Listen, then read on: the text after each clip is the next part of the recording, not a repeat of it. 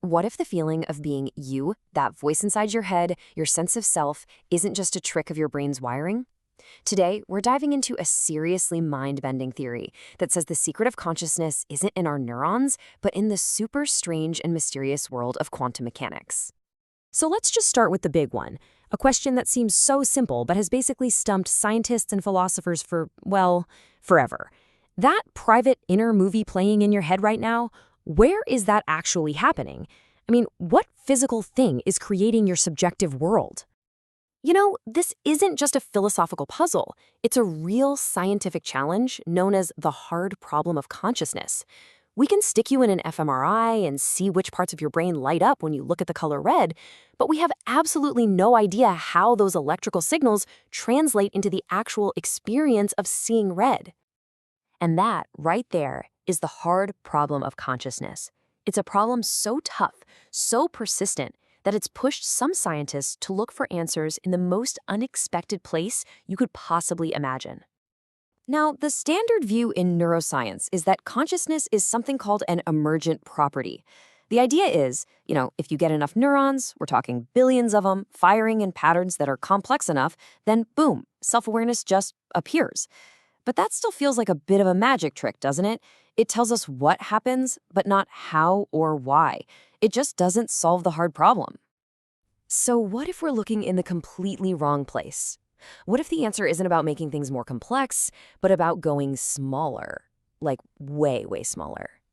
This brings us to a really radical and, pretty controversial alternative, a quantum theory of the mind. So you can really see the two ideas side by side here. The standard view pretty much treats the brain like a classical computer, right? Neurons are just circuits, either on or off. But this other theory we're digging into, called Orch OR, proposes something way weirder, that the brain is more like a quantum orchestra, and consciousness is the actual music it plays through quantum vibrations. This whole idea came about back in the 1990s from a really unlikely pair. Sir Roger Penrose, who's a brilliant mathematical physicist, and Stuart Hameroff, an anesthesiologist who was fascinated by how different gases could just switch consciousness off. Together, they decided to try and find a real physical mechanism for our inner world. All right, now we're going to zoom in, way in. We're going past the neurons themselves and diving deep into the subcellular quantum realm, where Orch OR theory claims all the magic really happens.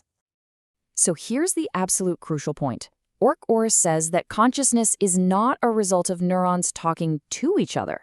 Instead, it argues that every single moment of conscious experience is born from a quantum process that happens deep inside those neurons. And this is where that quantum process is supposed to go down. Inside our cells, we have these teeny tiny protein structures called microtubules. You can think of them as the cell's internal scaffolding. But Penrose and Hameroff believe they're way more than that. They are the literal stage for this quantum performance. Okay, so this is how the theory gets its super complicated sounding name, Orchestrated Objective Reduction, or Orch OR for short. Let's walk through it. First, picture tiny quantum bits, or qubits, inside those microtubules entering superposition. This is a bizarre quantum idea. It means they exist in multiple potential states all at once, kind of like a spinning coin before it lands. Second, all these spinning coins are orchestrated. They're all linked up and synchronized across tons of neurons. Finally, this giant interconnected quantum state gets unstable and it collapses. But this isn't random, it's an objective reduction, a specific physical event that forces all that possibility into one single outcome. And according to the theory, that exact moment of collapse is a moment of conscious experience, a single frame in the movie of your mind. Now, if this is all sounding a little hard to believe, well, you are definitely not alone. From the moment it was proposed, Orch OR has faced some major skepticism from the scientific community. And the single biggest problem is the brain itself. So here's the core issue. Quantum states are incredibly fragile. Seriously, think of them like delicate little soap bubbles. To keep them stable, scientists building quantum computers have to use temperatures near absolute zero and keep them in total isolation. The brain, on the other hand, is the complete opposite of that. It's a warm, wet, and noisy place. So critics argue any quantum soap bubble in the brain would pop almost instantly. That process of falling apart is called decoherence, and it is the biggest obstacle for this theory. And beyond that decoherence problem, there are other pretty big criticisms.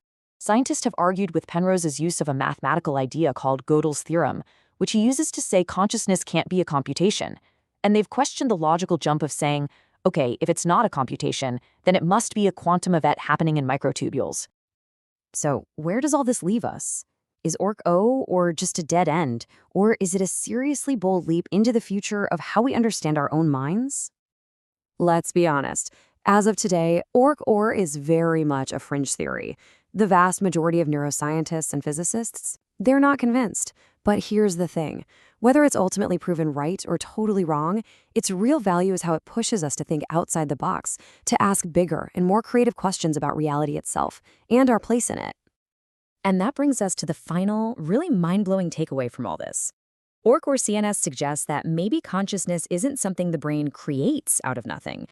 What if instead, consciousness is a fundamental part of the universe, just like gravity or space-time, and our brains have just evolved into these amazing biological instruments that orchestrate and tap into it? That's a pretty profound thought to chew on. If you want to dive even deeper into the wild science behind this incredible theory, you can check out the source material for this whole explainer. The link is right there in the description. Thanks for joining me on this one.